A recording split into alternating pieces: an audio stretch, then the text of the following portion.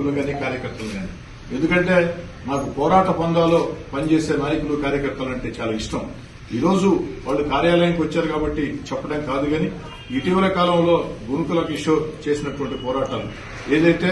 కాపు భవన్లో వాళ్ళు సాగించిన పోరాటం, జిల్లాలో ఉండే వైఎస్ఆర్ కాంగ్రెస్ పార్టీ ఎమ్మెల్యేలకు వ్యతిరేకంగా వాళ్ళు సాగించిన పోరాటం, అనేక కార్యక్రమాల విషయాల్లో ప్రజల్ని మెప్పించే రీతిలో పోరాట పందాలో అటు గునుకుల కిషోర్ గారైనా జనసేన కార్యకర్తలైనా, జనసేన కార్యకర్తలు తెగించి నిర్బంధాలు, నిషేధాజ్ఞలు,